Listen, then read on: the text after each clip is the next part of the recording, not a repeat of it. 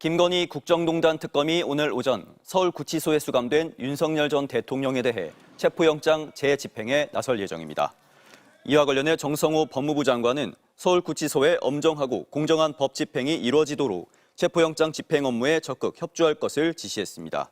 앞서 지난 1일 윤 전 대통령에 대한 1차 체포영장 집행 시도가 실패한 이후 특검은 다음번 체포영장 집행 시엔 물리력을 행사하겠다고 예고한 바 있습니다. 김건희 국정농단 특검이 윤석열 전 대통령에 대한 체포영장 집행을 오늘까지 보류하기로 했습니다. 변호인 선임계가 접수돼 변호인들과 소환조사 일정, 방식 등을 논의한다는 이유 때문입니다. 변호인 선임조차 하지 않고 특검의 수사를 거부하다가 물리력을 동원한 체포가 임박하자 대응 전략을 바꾼 겁니다. 그런데 변호인을 선임했다는 소식이 알려진 건 지난주 금요일. 하지만 우편으로 선임계를 보내면서 접수는 어제에서야 됐습니다.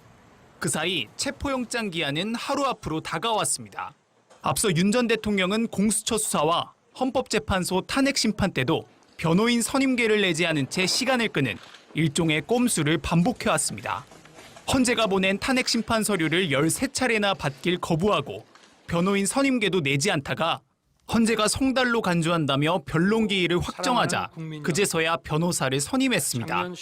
공수처 출석 요구가 이어질 때도 변호인을 선임하지 않고 버티다가 공수처가 윤 전 대통령에 대한 체포영장을 청구하자 법원의 선임계와 함께 공수처 수사가 부당하다는 내용의 의견서를 제출하며 대응하기 시작했습니다. 서류가 공식적으로 도착을 해야 법적 효력이 시작되는 점 등을 고려해 변호인 선임도 최대한 늦추며 우대응으로 일관하는 전략을 계속해서 펼쳐왔던 겁니다. 이 서류 동수 대신 송달해서 윤석열이 수사에 응할 수밖에 없기 때문에 변호인 선임계도 늦게 제출했다고 보이고요. 수사를 최대한 지연시키기 위해서 하나씩 협조하는 모습을 보여주면서 강제 수사를 회피하려는 전략으로 봅니다.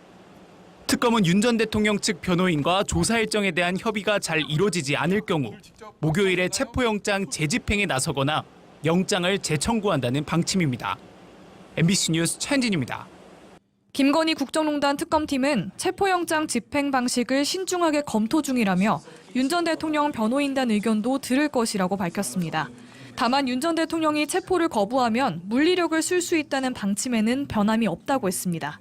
문홍주 특검보는 물리력을 포함하지 않고 어떻게 범죄자를 잡겠냐며 체포영장 집행에는 기본적으로 물리력이 포함돼 있다고 했습니다. 특검이 물리력을 사용해도 법적으로 아무 문제가 없다는 걸 분명히 한 겁니다. 형집행법도 수용자가 힘 등으로 교도 간의 정당한 직무집행을 방해하면 강제력을 사용할 수 있다고 규정하고 있습니다.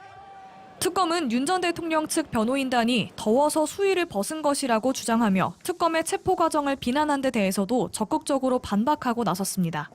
문 특검보는 더위를 식히기 위한 목적으로 보이지 않았다며 누운 상태에서 완강하게 저항했다고 봤다고 밝혔습니다. 당시 촬영이 이뤄졌던 것에 대해서도 윤 전 대통령이 체포 과정에서 위력으로 방해한다면 증거를 수집하려는 목적이었다고 설명했습니다. 특검은 지난 2017년 최순실 씨 강제 구인 사례도 언급했습니다. 최 씨는 박근혜 국정농단 특검팀의 출석 요구에 6번 불응하다 구치소에서 체포됐는데 당시 수사팀장이 윤석열 전 대통령이었습니다. 특검은 윤 전 대통령이 어떻게 수사했는지 알고 있고 우리는 똑같이 적용하는 것이라고 설명했습니다. 특검이 발부받은 체포영장 기한은 오는 7일까지.